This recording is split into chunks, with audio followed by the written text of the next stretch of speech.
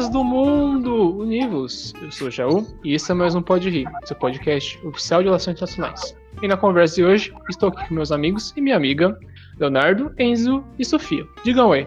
Bom dia, boa tarde, boa noite, ouvinte. Hoje o tema é sério, então a gente pede aquela seriedade para tratar do tema. Bom, meus queridos, sejam bem-vindos a mais um episódio e hoje realmente falando de mais uma tragédia humana. Olá, todo mundo.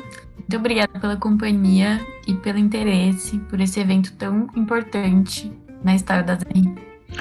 É isso aí, pessoal. Bom, o tema de hoje é sobre a questão do Líbano. A gente vai mencionar um infeliz caso que aconteceu em Beirute e também contar um pouco sobre a história desse país que tem muito a ver com o Brasil, visto que, como vocês viram na mídia, tem diversos descendentes e uma comunidade libanesa bem grande aqui no país. Bom, hoje, além do Leonardo, do Enzo e da Sofia, a gente vai apresentar para vocês mais uma pessoa que acabou de entrar no Pode Rir. Com vocês, Stephanie, diga oi.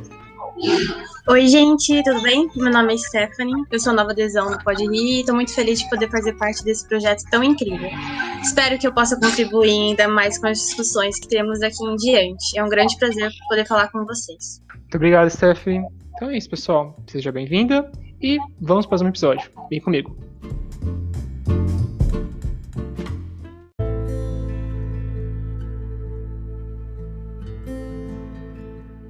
Bom, gente, a gente pensou em fazer esse episódio que é um pouco diferente do habitual, tanto que a gente está lançando numa data que não é a que a gente geralmente lança, a gente pensou em fazer com um tema que geralmente a gente não faz, é muito difícil a gente discutir coisas que acontecem na atualidade, mas a gente achou que seria muito interessante falar sobre essa questão do Líbano, porque é uma coisa que trouxe muitos debates de novo.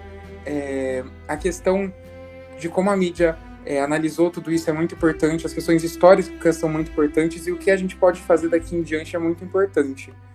Então a gente resolveu tratar desse tema para meio que combater esse sensacionalismo, combater vários desses argumentos que se pautam muito em realidades ilusórias, para a gente conseguir conversar um pouco sobre uma perspectiva das relações internacionais de tudo que está acontecendo no Líbano e conseguir assim, entender um pouquinho melhor o que está rolando por lá.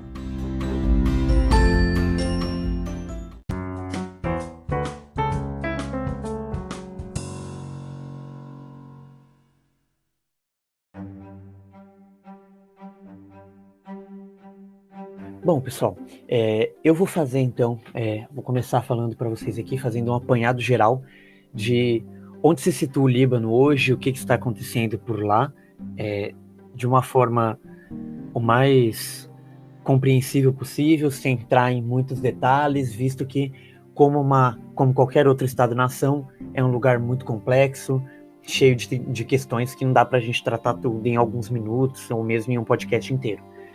Ou então um livro de história. E também contextualizar a explosão em si. O primeiro ponto é que entendermos que, assim como todos os países do mundo, o Líbano também passa por uma crise com a Covid-19, porém a Covid, na verdade, agrava a semelhança de outros países, crises já anteriores.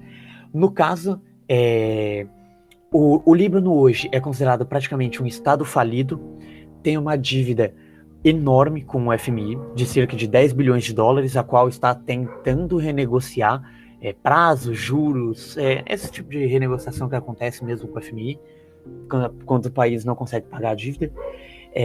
Há outras questões acontecendo que a gente vai citar depois, como a renúncia do primeiro-ministro, a questão do julgamento dele, do atentado, etc.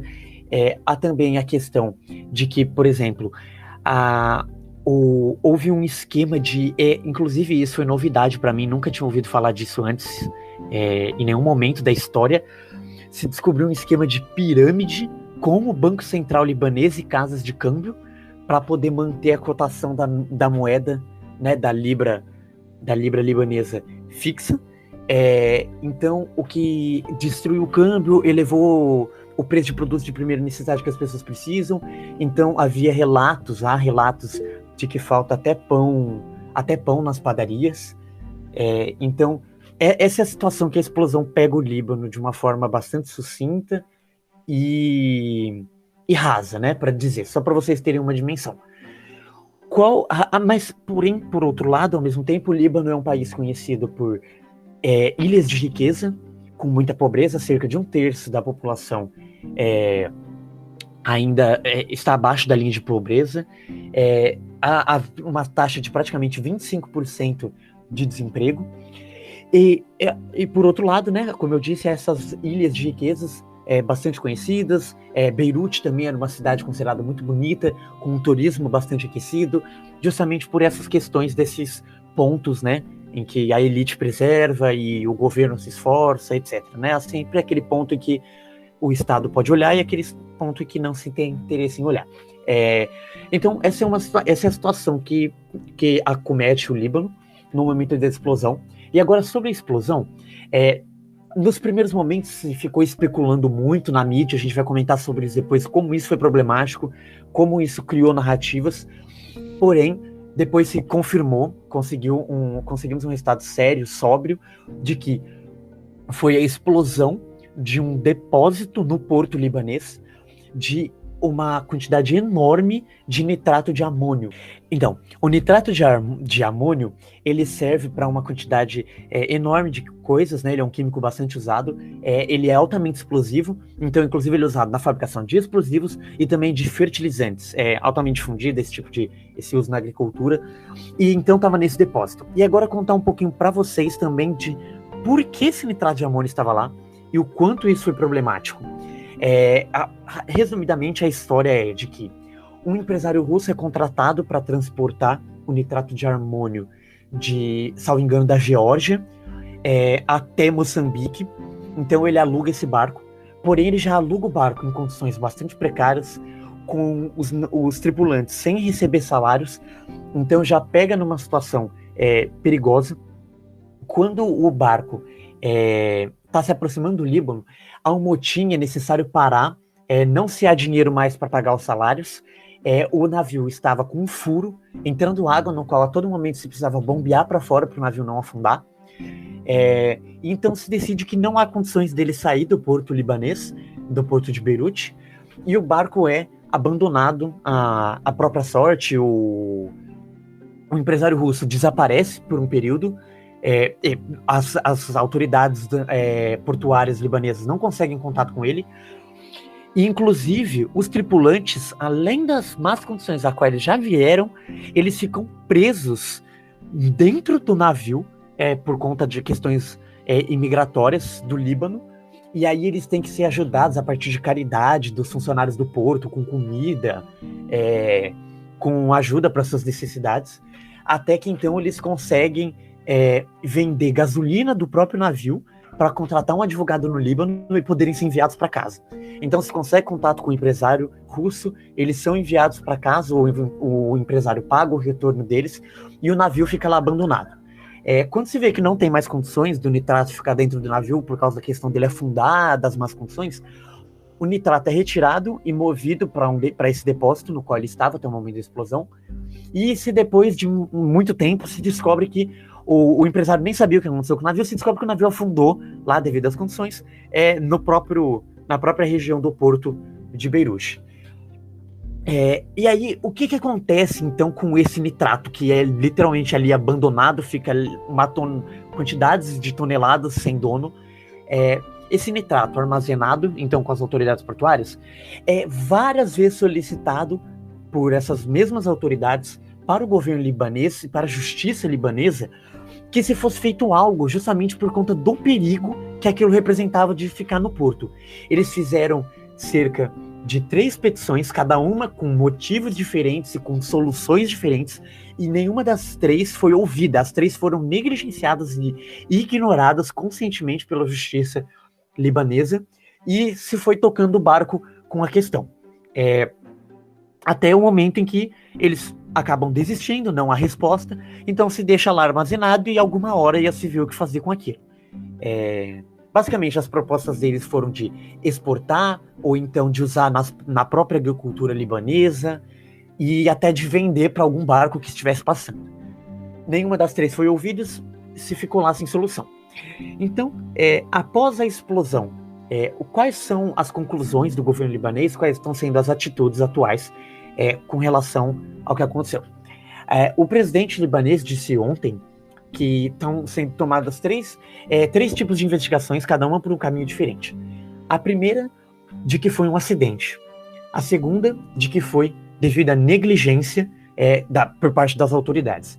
E, por fim, a possibilidade de ter sido armada uma bomba próximo ao depósito e que essa bomba, então, acarretou, né, toda a explosão, aumentando o seu alcance e a sua eficiência. Basicamente, é isso que o Líbano passa hoje, é isso que se tem sobre a explosão até agora, e alguns dados sobre o que a explosão acarretou. O dado mais chocante para mim, e que foi o que mais me entristeceu, é de que cerca de 300 mil pessoas ficaram sem casa, sem habitar, há mais de 140 mortos já confirmados e mais de 5 mil feridos. Basicamente, é isso que está acontecendo por lá, e agora a gente vai explanar um pouco mais de por quê e como o Líbano chegou nesse estado de não lidar nem com um depósito de nitrato de amônio.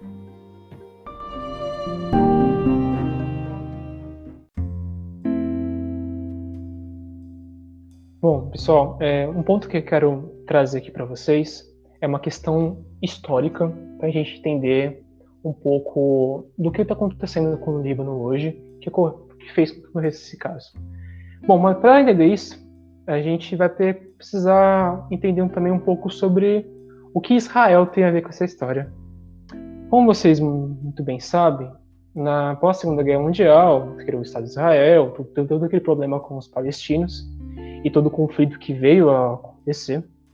E diversos palestinos acabaram se refugiando no Líbano. Como vocês podem ver no mapa, Israel e Líbano fazem fronteira. E durante essa época, os palestinos fugiram para a região, então uma concentração imensa de palestinos foi para o Líbano, e até hoje é uma grande parte da população que mora no Líbano é de origem ou é proveniente da Palestina. Então a gente cria um certo acontecimento aí que vai gerar diversas problemáticas para a região e para o Líbano. Bom, cabe-se lembrar que o Líbano é um país bastante heterogêneo religiosamente e etnicamente. O país tem grande parte da população muçulmana, tanto sunita quanto xiita. Tem uma parte da população que é cristã. Tem os maoritas, que é um tipo de vertente do cristianismo, e outras vertentes espalhadas. É uma parte da população também que é judaica. Então, quando acontece essa vinda de palestinos para o Líbano, certa uma confusão, primeiramente que vem um montante de pessoas muito grande, então as questões demográficas mudam muito. E com toda aquela situação internacional dos israelenses expulsando os palestinos da terra que era deles antes, né, vários países ao redor que apoiavam a Palestina começam a incentivar uma espécie de identidade ou de apoio aos palestinos, uma espécie de identidade principalmente muçulmana. Cabe se lembrar que, só um parênteses, que os palestinos, como um todo, eles não são só muçulmanos. Tem palestinos cristãos, judeus. Né? Os palestinos, a gente às vezes olha na mídia e pensa que eles são todos árabes. Não. Árabes muçulmanos, eles são religiosamente também diferentes. Mas, tendo esse parênteses aqui, a gente vai voltar para o nosso ponto. Com essa vinda e com esse apoio dos países, cria-se uma bagunça praticamente no Líbano, porque o choque desses refugiados com os diversos grupos e esse apoio externo de outros países e a questão com Israel pressionando a vinda desses refugiados vai culminar numa guerra civil no Líbano. O que acontece? Com esses diversos grupos étnicos presentes no país, criam-se milícias paramilitares para tentar defender os interesses de cada grupo. Uma dessas milícias que vai ficar conhecida até hoje é o Hezbollah, que eu vou tentar contar um pouquinho mais para vocês no final da minha fala. Enfim, a gente tem uma guerra civil no Líbano devido a esse conflito. Nessa guerra civil tem a Organização para a Libertação da Palestina, que é um grupo feito pró-Palestina, com apoio de países, na maioria da Liga Árabe. E nesse conflito, a intervenção de Israel, temendo essa organização paramilitar da Palestina, e também argumentando que estava tentando defender as outras etnias, as outras grupos religiosos no país. Há também a certa interferência da Síria, que também chega no país para tentar, segundo ela, negociar entre os grupos e tentar apaziguar a situação. Mas o que acontece é que na década de 70 até a década de 90, o Líbano vive uma guerra muito complicada, com a invasão israelense que vai acontecer na década de 80, que depois vai tomar grande parte do território do Líbano até os anos 2000, visto que, olha como só, que o exército israelense ficou até os anos 2000 no território do Líbano. O exército sírio também fica um bom tempo lá, até 2005, onde tem a Revolução dos Cedros, que o povo pede para o exército sírio sair do sul do Líbano. Então, a criação dessas várias milícias, esses conflitos. E após várias negociações, anos de conflito, anos de tentativas de apaziguamento, Israel aceita sair do Líbano e várias milícias aceitam se desarmar, virar apenas grupos políticos ou acabar. A única milícia que não aceita isso é o Hezbollah. Para quem não sabe, o Hezbollah é um grupo, alguns chamam de terrorista, como países como Estados Unidos, Argentina, a Liga Árabe também chama eles de terroristas, outros chamam de movimento político. Vou chamar de movimento para ser um pouco mais fácil. É um movimento que pretende lutar pelos muçulmanos xiitas, é uma espécie de movimento político, identitário, contra as invasões israelenses, todo esse pacote que acontece nessa região. Então, a gente tem esse Hezbollah que continua no Líbano, e ele é muito forte no Líbano, até politicamente. Ele controla praticamente o sul do país inteiro. O Hezbollah também possui várias escolas e hospitais na região, que também controla a região do sul do Líbano. E a grande problemática é que Israel, que continua ainda a olhar com maus olhos o Líbano, devido a todas essas questões que eu contei para vocês, enxerga muito mais o Líbano não como um país, mas sim como o território do Hezbollah, seu grande inimigo. O Guga Chakra, recentemente, quando estava dando entrevista na Globo News, falando sobre a questão do Líbano, ele, que é descendente de libaneses, contou como muitos israelenses enxergam o Líbano apenas como Hezbollah, o que acaba criando uma imagem muito agressiva aos habitantes desse país. Então, a gente tem essa situação. Em 2006, a gente teve um conflito bem violento. O Hezbollah tinha capturado alguns soldados israelenses na fronteira, e Israel fez a Operação Justa Recompensa, que Israel invadiu e bombardeou o Líbano e também a sua capital, Beirute. Mais de 1.200 libaneses morreram, a maioria civis. Então, é uma situação bastante difícil. Então, o que eu estou tentando passar para vocês aqui é mais um recorte, porque, como o Enzo muito bem destacou e como o Léo também destacou, esse assunto aqui geraria diversos podcasts. Mas o que a gente tem aqui?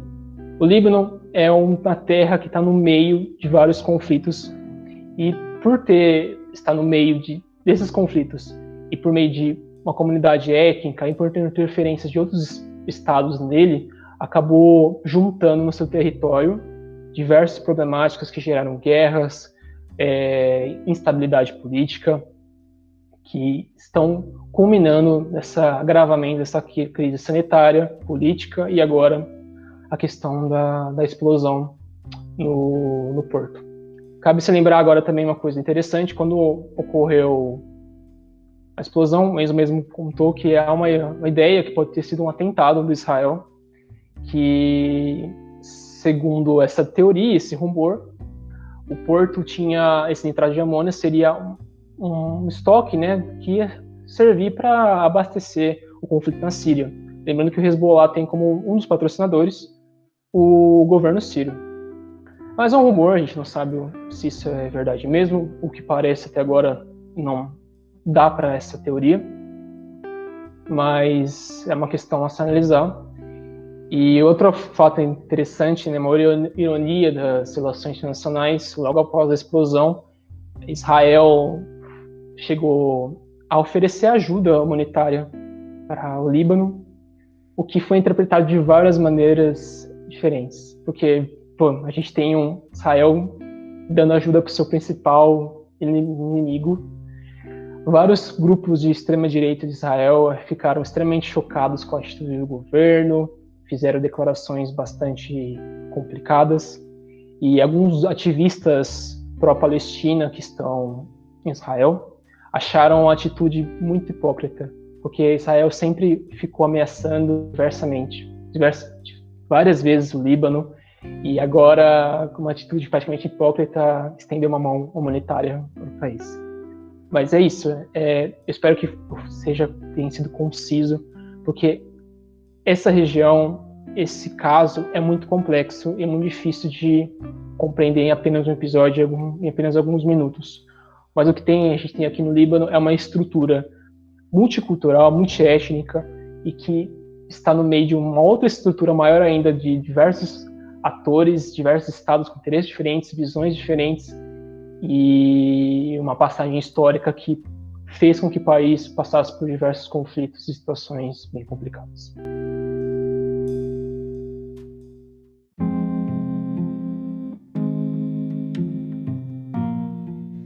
Dentro de toda essa confusão, né, que está acontecendo e que já aconteceu no Líbano, que já foi citado aqui pelos meus dois colegas, outro evento, outra figura que está sendo muito resgatada por analistas está sendo a figura do ex-primeiro-ministro Rafik Hariri.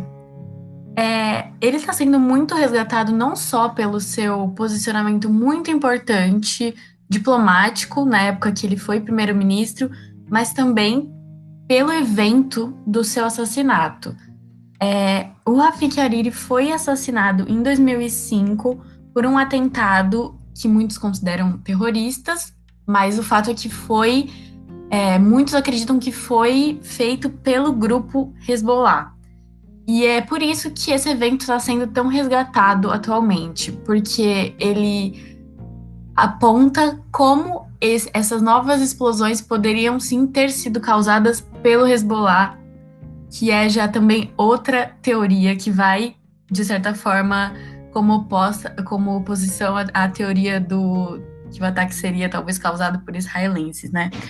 Essa teoria surge porque hoje, dia 7 de agosto, estaria acontecendo o julgamento oficial na ONU, em Haia, do Tribunal Especial do Líbano, que julgaria 4 homens que são membros do Hezbollah, que eles estariam sendo julgados como responsáveis por esse atentado que assassinou o ex-primeiro-ministro. Então, né, a ligação que muitos estão fazendo é que o Hezbollah causou essa explosão no Líbano atual para poder tirar a atenção do tribunal que ocorreria hoje, que realmente não acabou acontecendo. Então, muitas pessoas estão também fazendo essa conexão. Falando um pouco mais desse atentado, ele também foi um dos maiores atentados do Líbano. Foi um de vários assassinatos políticos que já aconteceram no país, mas ele foi especial por ser uma explosão muito grande que causou uma cratera de 10 metros de diâmetro e 2 metros de profundidade no território libanês, matou 22 pessoas, deixou entre 226 e 250 feridos, e foi causada por um carro-bomba que possuía 2 toneladas de explosivos. Então, foi muito forte mesmo a explosão. Foi tão forte que eles demoraram 17 dias para começar a achar os corpos. Então, eles ficaram 17 dias procurando, cavando, até eles conseguirem achar corpos para depois poder detectar que era esse ex-primeiro-ministro. Um pouco mais sobre a figura do Rafik Hariri. Ele é pai do atual primeiro-ministro, atual não, né, que ele renunciou, mas o Saad Hariri, se eu não me engano esse é o nome dele, é filho do Rafik Hariri e foi primeiro-ministro do Líbano por muitos anos. O Rafik Hariri era um bilionário muito importante para a política e para a diplomacia do Líbano. ele não era primeiro-ministro quando ele foi morto em 2005, mas ele, se não me engano, ele era até 2004, ele estava tentando se reeleger. Acontece que ele tinha se declarado, em 2004, componente da oposição do governo libanês. Ele era sunita e ele teve um papel muito importante também na construção de uma identidade nacional do Líbano, porque como o Gustavo mencionou um pouco, muitos países não veem o Líbano como Líbano, né, como libaneses. Eles veem, por exemplo, como o país que tem o Hezbollah, ou o país que tem muçulmanos, que tem xiitas e sunitas em conflito. Ou a Síria, por exemplo, vê o Líbano como um território geopolítico chave pra gente. Mas era muito difícil, é muito difícil ainda, as pessoas verem o Líbano como um país com libaneses. E, consequentemente, eles também têm esse conflito. Eles não conseguem se ver como libaneses, não, né? Sempre teve esse conflito ideológico identitário dentro do país. E o Rafik Hariri foi uma peça-chave para começar a mudar isso, começar a mudar esse país muito sectário que estava causando problemas. Por exemplo, o país tinha tropas de Damasco, né, da Síria, há décadas, ocupando o Líbano, e ninguém nunca, todo mundo, né, obviamente se incomodava, mas nenhum político tinha coragem de falar, não, vamos retirar. Nenhum político tinha muita coragem de fazer alguma coisa que alterasse a política externa drasticamente, por esse medo de um país muito sectário, cidadãos muito diferentes entre si, e os políticos achavam que simplesmente não havia essa união. Então era melhor deixar algumas coisas conflitantes acontecer do que tomar alguma medida drástica. Então, o que aconteceu? O Rafik Hariri, ele, entre várias ações dele, ele começou a exigir a saída dessas tropas, e isso foi muito chave, porque os cidadãos começaram a ver, realmente, tipo, por que essas tropas estão aqui? E não só isso, eles começaram a ver muitos outros problemas que ele começou a apontar. E todos os cidadãos começaram a ver, não só os sunitas, como o Rafik Hariri, não só os xiitas, como o Hezbollah, todos eles como libaneses. E isso, obviamente, né, causou uma grande quebra no padrão diplomático, ganhou muita atenção dos países. Talvez foi a figura libanesa que mais que mais ganhou atenção, ganhou até a atenção da ONU. A ONU percebeu que ele estava causando muita mudança, e a ONU até tinha pedido para que ele adotasse um perfil mais discreto, porque a ONU estava fazendo investigações e estava vendo que ele estava adquirindo muitos inimigos, né, inimigos válidos, como o Hezbollah, como os sírios, como Bashar al-Assad, por exemplo, que o Rafik Hariri publicamente se declarou contra. Então eles pediram para ele manter um perfil mais discreto, mas realmente não foi o que aconteceu, e infelizmente esse atentado aconteceu em 2005. E só 15 anos depois aconteceria o julgamento, né? Que seria hoje. Teria que acontecer esse julgamento. Então, o Rafik Hariri foi uma figura muito emblemática, que a gente vê que até hoje, né, tá presente, porque até essa explosão pode ter tido uma ligação com ele. E mesmo o Hezbollah sempre ter negado estar envolvido nesse ataque, aconteceria sim esse julgamento, e muitos dos cidadãos indicavam que ainda acham, a maioria dos libaneses acham que foi o Hezbollah. Então não tem como ser um analista de RI, ser um analista até de história e não ver que talvez tenha sim essa conexão. As mídias não estão dando muita atenção para isso, que é chocante, assim. Eu achei que daria mais atenção no Hezbollah, mas os analistas, inclusive o Guga Chakra, que já foi citado, tá sim vendo bastante isso, comentando sobre bastante. Mas Eu acho que também, né, para resumir o que eu estou tentando passar aqui, é essa identidade libanesa que o Rafik Hariri criou e que pode ter sido, mais uma vez, abalada por essa explosão. E é isso, a gente vai ver, né, os próximos capítulos, como vai ser, e como a mídia cobriu isso, agora vai ser falado também, como a mídia está tratando, e quais os próximos passos e os próximos impactos aí que tudo isso teve.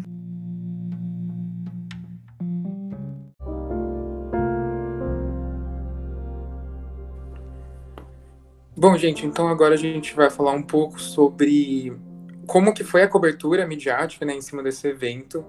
É muito importante, primeiro de tudo, a gente considerar a mídia como um ator muito, muito, muito influente dentro das relações internacionais, o que nem sempre foi, por muito tempo, com os neoliberais, com os neorrealistas, sempre foi dado muito foco ao Estado, enquanto isso a mídia ficava de escanteio. Só que isso é uma coisa que a gente pode muito questionar hoje em dia, e aqui eu vou tentar apresentar um pouquinho como que a mídia se tornou um grande ator para discutir as questões que aconteceram no Líbano recentemente. Bom, tem vários assuntos que já foram citados, já foram mencionados, mas que seria legal a gente voltar. A primeira coisa é como a gente, como sociedade global, assim, de certa forma, a gente experiencia tragédias hoje em dia.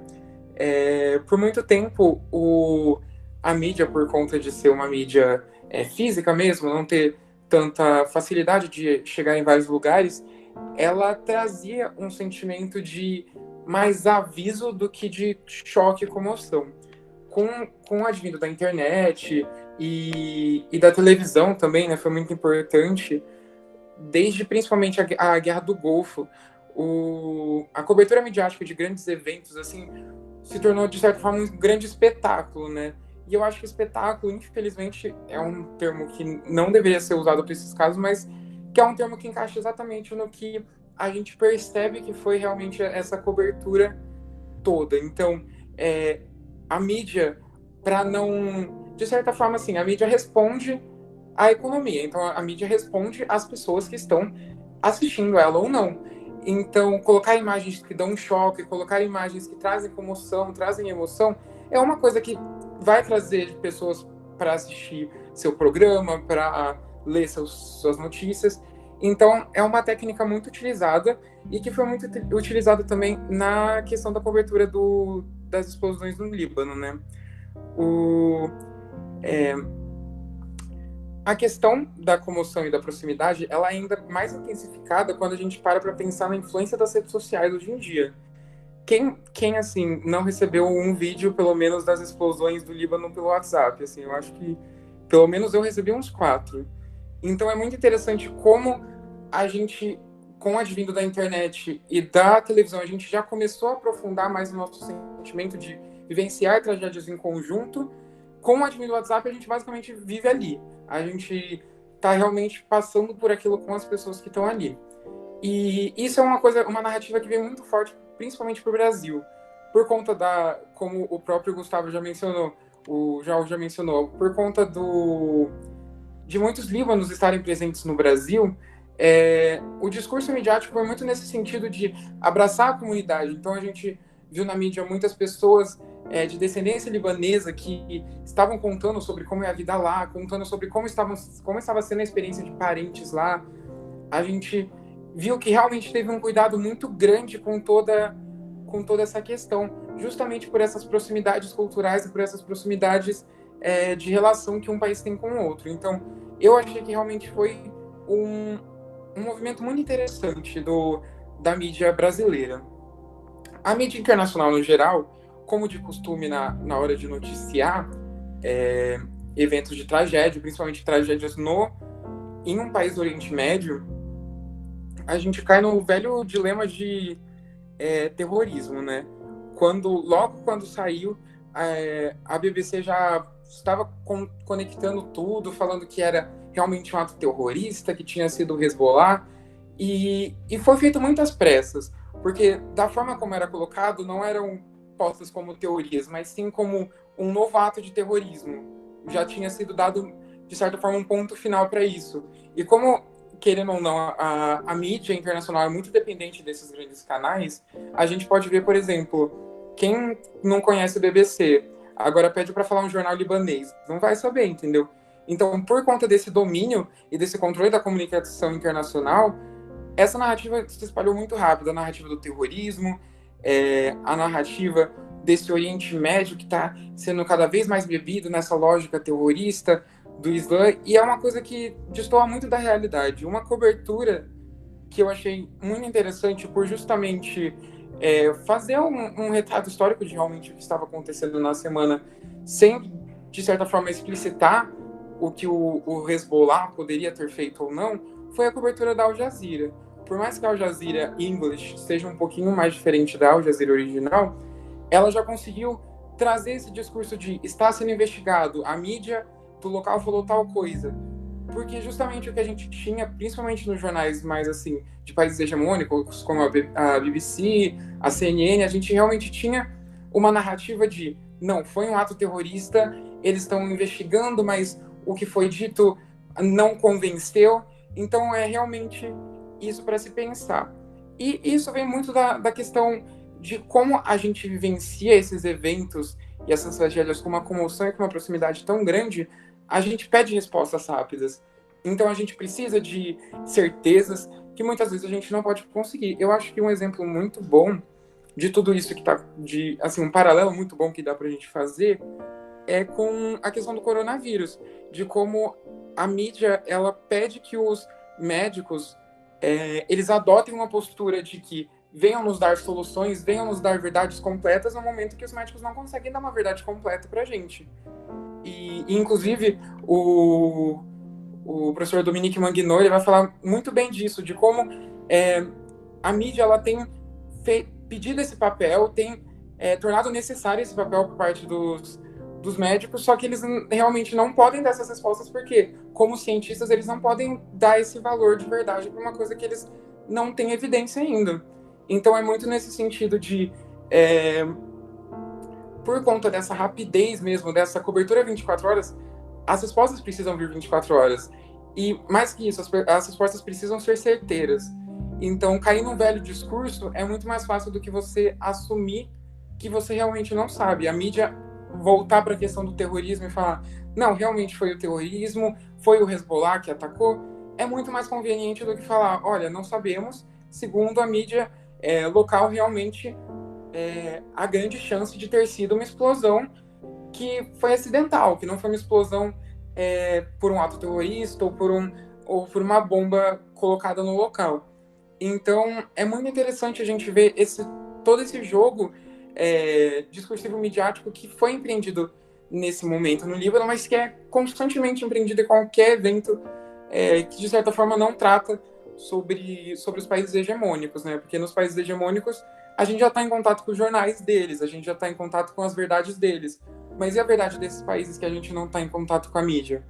Então, é muito interessante, e eu acho que o que fica de ensinamento mesmo para a gente que apenas experienciou isso pela tela, né, é procurar realmente mídias de fora, mídias que realmente estão indo atrás das fontes diretas dos jornais, que não buscam só especialistas que estudam a região, mas que sim buscam pessoas que vivem na região ou que já viveram.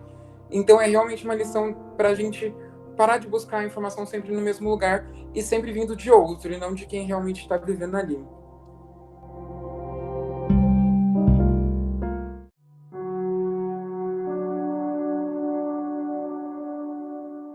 Bom, tendo como contexto tudo que já foi aqui exposto e discutido, se faz muito importante a construção de uma análise sobre as consequências dessa explosão para o Líbano e especialmente para a capital Beirute. Com a pior crise econômica e política que o país já enfrentou em décadas, acentuada ainda mais pela pandemia, que nas últimas semanas viu um aumento do número de casos, é possível afirmar que a explosão, que destruiu pelo menos metade da capital do Líbano, acabou agravando ainda mais esse cenário tão difícil para o país. Antes de tudo, precisamos dizer que a maior perda enfrentada pelo Líbano nesse momento é a das 140 vidas que se foram com essa tragédia. Por isso, deixo aqui meu apoio a todas as famílias e à população libanesa. Dito isso, acredito que seja importante pontuarmos, então, o abalo desse acontecimento em relação à questão econômica. Isso porque, primeiramente, essa explosão destruiu o principal porto do país, porto que somava cerca de 80% do escoamento de produtos e do tráfego marítimo libanês. Um segundo ponto problemático está nos danos materiais causados pela explosão, que devastou casas, comércios, automóveis e locais públicos num raio de quilômetros. Os danos foram calculados e podem chegar a até 15 bilhões de dólares para a reconstrução da cidade, que, antes mesmo do acidente, já passava por uma das piores inflações da sua história e que também já contava com cerca de 300 mil pessoas desempregadas. Outra área que foi abalada com esse acidente foi a área da saúde. É importante nós mencionarmos que a pandemia estava parcialmente controlada no país, com o número de casos chegando a zero alguns meses atrás. Mas nas últimas semanas, o Líbano viu o número de casos aumentar. Com a explosão, a situação nos hospitais da região foi a de superlotação, é claro, considerando os mais de 5 mil feridos no acidente. E toda essa situação dificulta ainda mais o combate ao coronavírus. Falando agora um pouco da reação popular sobre o acidente, que pode ter sido causado pela negligência dos fiscais da região, a gente pode afirmar que houve uma revolta muito grande da sociedade libanesa. O país, que já vinha enfrentando diversas manifestações sociais em busca de melhorias na qualidade de vida e de emprego, viu nessa explosão, mais uma vez, o descaso das autoridades com a população, o que levou a uma grande movimentação nas redes sociais pedindo justiça, e também ao pronunciamento midiático da região, como já vimos anteriormente.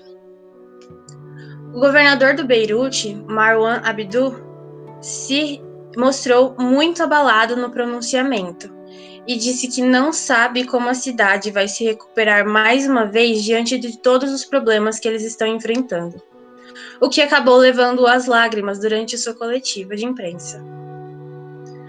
Bom, considerando tudo isso, a gente pode dizer então que a explosão, que acabou desalojando mais de 300 mil pessoas e que destruiu a cidade, ainda deve enfrentar diversas consequências no curto e no longo prazo para o país.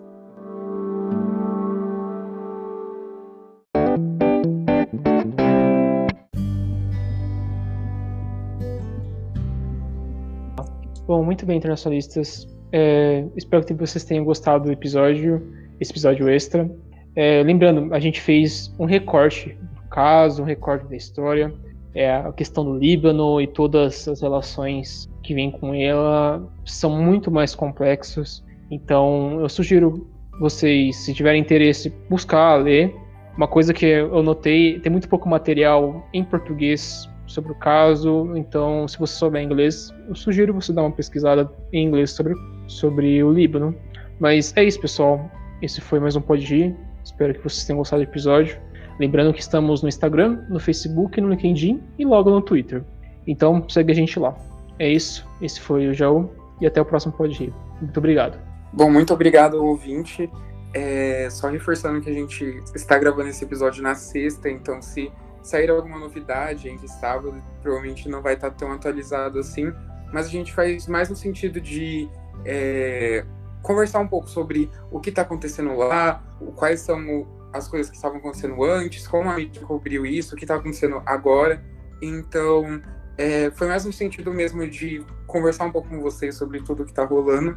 Sempre que tiver algum tema assim que vocês queiram que seja atual, vocês podem pedir que a gente faz. Mas a gente realmente sentiu a necessidade de falar sobre esse caso específico, porque ele se relaciona com muitos outros que acontecem, infelizmente, muitas vezes e não tem sua devida cobertura correta. Então eu queria agradecer vocês por nos ouvirem mais uma vez e até a próxima. Bom, galera, muito obrigado pela presença e, novamente, como os meninos já disseram, esse é um recorte e a gente apenas tentou explanar um pouco mais para vocês, deixar esse caminho tortuoso que é saber alguma coisa no mundo atual um pouco mais simples e um pouco mais guiável. Então, a minha recomendação aqui seria de os podcasts como um guia para conseguir pesquisar mais sobre o Líbano e sobre o que está acontecendo. É isso, até o próximo episódio. Bom, gente, muito obrigado pela companhia, pelo interesse. Espero que esse podcast realmente haja como um guia que possa ter incitado um interesse em vocês, em mais um país que não tem tanto protagonismo assim nas mídias. Espero que tenha mostrado para vocês como a banalização do sofrimento é perigoso. E dá sua opinião pra gente. Você acha que foi um ataque, que foi um acidente? Você acha que o país vai conseguir se reerguer, que precisa de um milagre? Fala aí com a gente pra gente poder conversar. Até mais. Bom, gente, obrigada por me receberem. É um prazer estar aqui com vocês, ter vocês nos ouvindo. Deixo uma boa noite, um bom dia, uma boa tarde a todos vocês e até a próxima.